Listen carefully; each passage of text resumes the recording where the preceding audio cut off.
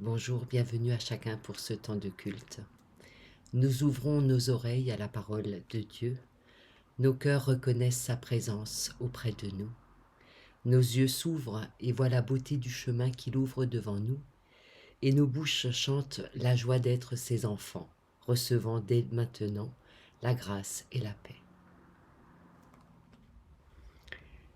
Nous lisons aujourd'hui dans l'Évangile selon Luc au chapitre 18. Pour certains qui étaient persuadés d'être des justes et qui méprisaient les autres, Jésus dit encore cette parabole. Deux hommes montèrent au temple pour prier. L'un était pharisien et l'autre collecteur des taxes. Le pharisien, debout, priait en lui-même. Ô Dieu, je te rends grâce de ce que je ne suis pas comme le reste des hommes, qui sont rapaces, injustes, adultères, ou encore comme ce collecteur des taxes. Je jeûne 2 fois la semaine, je donne la dîme de tous mes revenus. Le collecteur des taxes, lui, se tenait à distance. Il n'osait même pas lever les yeux vers le ciel. Mais il se frappait la poitrine en disant « Ô Dieu, prends en pitié le pécheur que je suis. » Eh bien, je vous le dis, c'est celui-ci qui redescendit chez lui justifié plutôt que celui-là. Car quiconque s'élève sera abaissé, mais celui qui s'abaisse sera élevé. Qui ferait une prière pareille? Qui oserait, au moment où il s'adresse à Dieu, faire la liste de ses qualités, dire tout ce qu'il a accompli? Ou qui ne ferait que se battre la coupe, se taper la poitrine, dans cette position d'humilité? Franchement, on n'imagine ni une prière ni l'autre en réalité. Alors on a bien compris, d'après la conclusion de Luc, puisqu'on n'a qu'un seul qui est justifié, qu'il n'y a qu'une seule prière qui est valable, que la première est à proscrire. Mais est-ce qu'il était nécessaire de recourir à des exemples aussi extrêmes, aussi opposés? La seule conclusion a priori, c'est que l'évangéliste Luc présente en fait des cas extrêmes, des caricatures de personnes, des caricatures de prières. Luc n'est pas le seul à proposer des prières aussi tranchées. La tradition attribue à Calvin ou à Théodore de Bèze la prière suivante. Alors elle est d'un autre temps, ce sont des mots qui ont vieilli, mais on y voit quand même bien l'influence de Luc. Voilà ce que dit cette prière, en partie.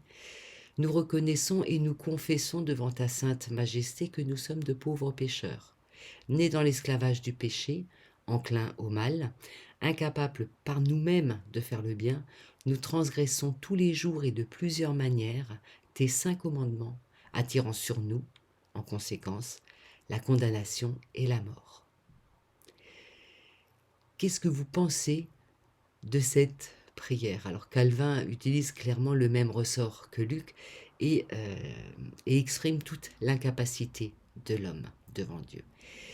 Et spontanément, on a assez vite envie de dire, alors on n'est certes pas les meilleurs, mais on n'est pas si mal que ça non plus. On sait bien qu'on n'est pas parfait, et oui, on fait le mal plus souvent que ce qu'on voudrait, mais quand même, il y a des personnes qui sont bien plus mauvaises que nous. Nous savons que nous sommes aussi capables de faire le bien, et c'est ce que nous efforçons de faire tous les jours. Alors c'est ce quand même, on n'est quand même pas si mal, qui je crois, dit le mieux notre condition humaine devant Dieu, et qui dit le plus justement possible qui nous sommes. Que disent nos prières, celles que nous exprimons devant Dieu, que ce soit seul, dans notre chambre, ou ensemble en communauté? Elles sont de nature différente, elles disent des choses différentes, mais toujours elles nous placent devant Dieu, comme le pharisien et le collecteur des taxes. Et si parfois nous nous retrouvons dans les paroles de l'inspecteur des impôts, parfois celles du pharisien sont aussi les nôtres. Parfois nos yeux regardent les autres pour nous comparer à eux et pour nous rassurer. Parfois on est aussi celui qui réalise le mal qu'il a commis et dont il est capable. Nous sommes en fait des êtres de paradoxe. Comme l'écrivait Paul, voulant faire le bien et n'y arrivant pas. En cela, nos prières, quand elles expriment cette double volonté, cette double condition, en cela nos prières sont justes, parce qu'elles disent la vérité de notre condition humaine. En réalité, la question qui est derrière, et ce mot qu'utilise Luc, c'est la justification. L'un des deux redescend du temple étant justifié, l'autre non. Quand sommes-nous et comment sommes-nous justifiés? Sommes-nous justes aux yeux de Dieu? Le mot actuel qui peut traduire le mieux, je crois, ce concept, c'est la justesse. Juste, pas seulement dans le sens moral, mais dans le sens de celui qui est ajusté. Quand et comment sommes-nous ajustés à Dieu?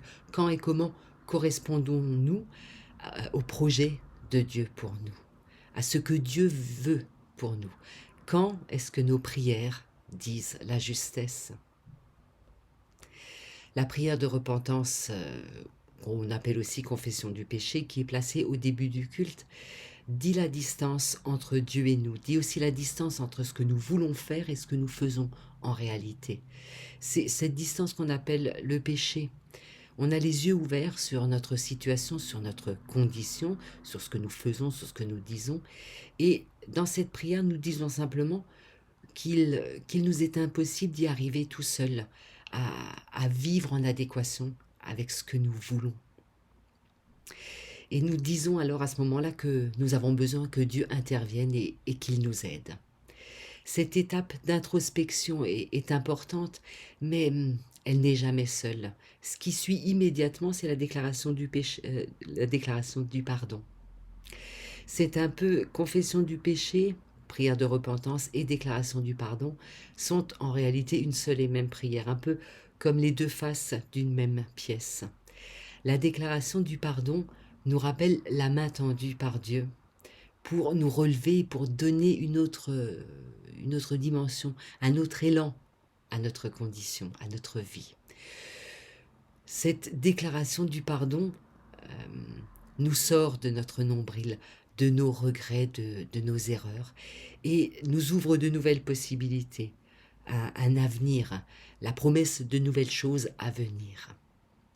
La prière de repentance, dans la mesure où elle dit qui on est réellement, est un pas vers cette tentative d'ajustement, de justification, cet essai d'être ajusté à Dieu, de correspondre à son projet pour nous.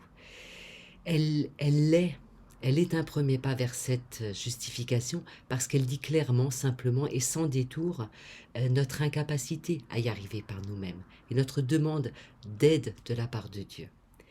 Mais cette prière de repentance n'est pour autant pas le moment de faire la liste de toutes nos erreurs passées, de tout ce qu'on a fait de travers, comme si on cherchait à nous donner une contenance grâce à toutes ces erreurs, comme si ces erreurs nous déterminaient, comme si ça pouvait devenir même un sujet de fierté. C'est un premier pas vers la justesse, vers l'ajustement, mais cette prière de repentance n'est rien sans la main tendue qui est déclarée au moment du pardon. Cette main qui nous relève et qui nous ouvre de nouveaux horizons.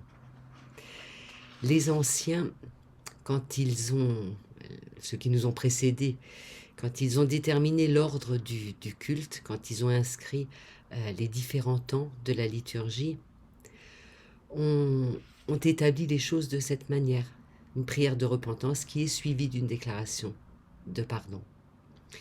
Mais en réalité, ils ont été plus sages encore parce que la proclamation du pardon, la proclamation de la grâce est faite dès les premiers mots du culte. C'est ainsi que s'ouvre tout culte, par la parole de grâce et de paix que Dieu nous adresse à chacun. De bout en bout, la justesse, l'ajustement nous est accordé par grâce. La tradition chrétienne a inscrit cet ordre dès le début de son histoire. Dieu nous ajuste à lui semaine après semaine, jour après jour. Prions. Seigneur, quand je suis blessé, écrasé, quand je n'ai plus de courage pour continuer, merci d'être là et de me tendre la main. Quand vient l'épreuve, quand le coup fait mal et que je pleure dans le silence de ma chambre, merci d'être là et de me tendre la main. Quand gronde la révolte, quand vient la tentation de crier, de me battre, d'accuser, quand je rage contre tout et tous, merci d'être là et de me tendre la main. Quand je ne sais plus te louer, te bénir, quand je doute de toi, quand mon cœur s'est refroidi et que c'est la nuit dans mon jardin, merci d'être là et de me tendre la main. Et très bon dimanche à vous tous.